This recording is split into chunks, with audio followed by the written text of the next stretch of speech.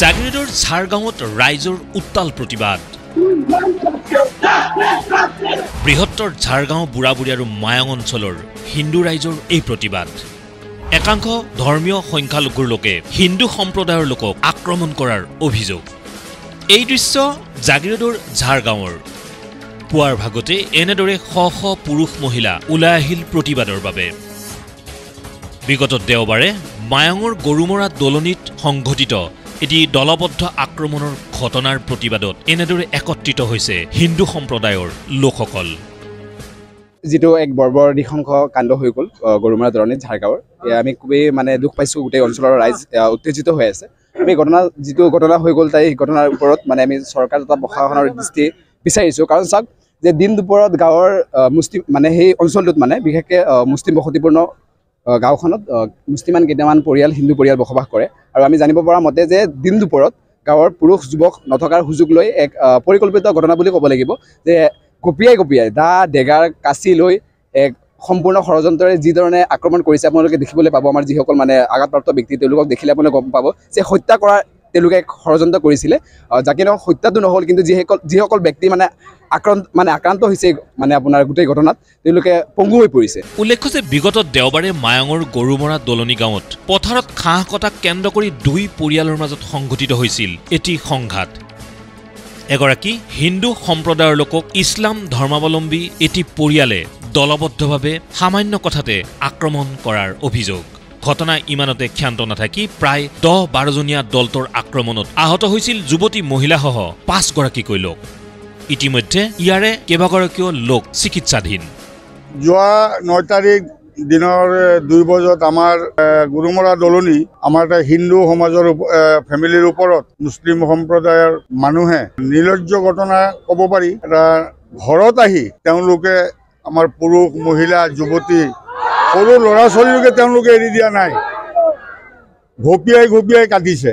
আৰু তেওঁলোকৰ এনেকুৱা ভাষ্য দিছে যে কেইজনমান হিন্দু ইয়াত আছে তেওঁলোকৰ টেবলেটৰ নিচিনা আমি গিলি খাই পেলাম। গতিকে আমাৰ ইয়াত ভয় লগা আমাৰ হিন্দু সমাজৰ যিটো সুৰক্ষা এইটো বহুত ভয় লগা হৈ আহিছে।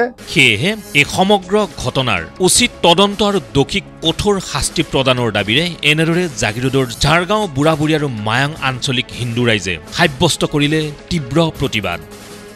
1 নম্বৰ কথা, আমাৰ প্ৰশাসন ফালৰ পৰাও আজি 72 ঘণ্টা পাৰ হৈ আহিল, এতিয়াও আমি জনা সত্ত্বত যে মূল আসামী কেইজন মুকলি আকাশৰ তলত তেওঁলোকে বিচৰণ কৰি আছে, তেওঁলোকক ধৰিব পৰা নাই। গতিকে আপোনালোকৰ জৰিয়তে আমাৰ লোকেল বা আমাৰ স্থানীয় মন্ত্ৰী পীযুষ হাজৰিকা আমাৰ হিমন্ত ছাৰ ডাঙৰীয়াৰ ওচৰত এটাই আমি কৰজোৰে প্ৰাৰ্থনা জনাওঁ যাতে আমাৰ হিন্দুসকলৰ সুৰক্ষাটো নিশ্চিন্ত কৰে। হিন্দু ঐক্য জিন্দাবাদ, হিন্দু সুৰক্ষিত হলেহে দেশ সুৰক্ষিত হ'ব আদি ধ্বনিৰে উত্তাল কৰিলে চৌদিশ। ৰাইজৰ দাবী শীঘ্ৰেই হিন্দুৰ ওপৰত আক্ৰমণ চলোৱা এই সকল সংখ্যালঘু লোকক গ্ৰেপ্তাৰ কৰি প্ৰশাসনে উচিত শাস্তি প্ৰদান কৰক। আপোনালোকৰ মাধ্যমৰ জৰিয়তে অসম চৰকাৰক অনুৰোধ কৰিব বিচাৰিছোঁ যিসকল ব্যক্তি আঘাতপ্ৰাপ্ত হৈছে তেওঁলোকক ক্ষতিপূৰণ দিয়াৰ ব্যৱস্থা কৰক। আৰু লগতে আমি জনাব বিচাৰিছোঁ গোটেই ৰাইজৰ তৰফৰ পৰা যিকেইজন অপৰাধী ঘটনাৰ লগত জড়িত আটাইকেইজনৰ ঘৰৰ ওপৰত বুলডোজাৰ চলাব লাগে। কাৰণ আজি 72 ঘণ্টা পাৰ হৈ গ'ল, এতিয়ালৈকে প্ৰশাসনে সেই দোষীকেইটাক কৰায়ত্ব কৰিব পৰা নাই। তেওঁলোকে মুক্ত আকাশৰ তলত বিচৰণ কৰি আছে আৰু তেওঁলোকে ছ'চিয়েল মিডিয়াত ভিডিঅ' পোষ্ট কৰি আছে যে এই গোটেই ঘটনাত তেওঁলোকে জড়িত নাই, এক বেলেগ ৰূপ দিব বিচাৰিছে। সেইকাৰণে আমি চৰকাৰৰ অনুৰোধ জনাইছোঁ। চাওক গোটেই অঞ্চলৰ ৰাইজ উত্তেজিত হৈ আছে, ৰাইজ আতংকিত হৈ আছে। ৰাইজৰ এটাই দাবী যে যিসকল এই দোষীসকল এই ঘটনাৰ লগত জড়িত আটাইকেইজনৰ ঘৰত বুলডোজাৰ চলাব লাগে আৰু ইয়াৰ পৰা এটা বাৰ্তা দিব লাগে যাতে পৰৱৰ্তী সময়ত কোনো দুষ্কৃতিকাৰীয়ে এনেধৰণৰ ঘটনা সংঘটিত কৰিবলৈ সাহস নকৰে। ইফালে সমগ্ৰ ঘটনা সন্দৰ্ভত আক্ৰমণৰ বলি হোৱা পৰিয়ালৰ লোকে সাংবাদিকক সদৰি কৰিলে সবিশেষ। আমাৰ নিজা মাটিত নিজা পুখুৰী পাৰত ঘাঁহ কাটি আছে। আমি মানা কৰাৰ পিছত লগে লগে এটেক হৈছে, আমাৰ ওপৰত এটেক কৰি দিছে। কাচি লৈ এটেক কৰিছে, দা নহয় তেতিয়া দা নাই, কাচি দি এটেক কৰিছে। এটেক কৰাৰ পিছত আমি ইয়াত আহি গ'লো, তাত অলপ ঠেলা হেঁচা হৈছে। হোৱাৰ পিছত আমি ইয়াত আহি গ'লো। অহাৰ পিছত কেনেকে যে 10-12জন মান যে ক'ৰ পৰা আহি ওলাল দা লাঠি লৈ এই ঈশ্বৰহে জানিব। অহাৰ পাছত লগে লগে আমাক এটেক কৰিলে আহি পেলাই কোব মাৰি দিলে ডাইৰেক্ট। ইয়াত আমাক মাৰিছে, আমাৰ এই বতীয়া ল'ৰাটোক মাৰিছে, তাৰ ল'ৰা ছোৱালী কেইটাক মাৰিছে। দা জোং লৈ কাচি লৈ যাক পাইছে তাকে মাৰিছে। মাৰাৰ পিছত এতিয়াতো আমাৰ জান বচাব লাগিব। যেতিয়া এটেক কৰি দিছে তেতিয়া ইফালে মই আহি আছো দৌৰি পেলাই, আমাৰ ছোৱালীও আছে লগত, মাইকীজনে আছে।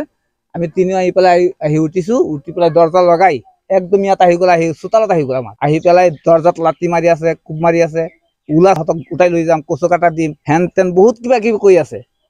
তাৰপিছত সিহঁতে কি কৰিলে, পটককে নাইকিয়া হৈ গ'ল মানুহকেইটা।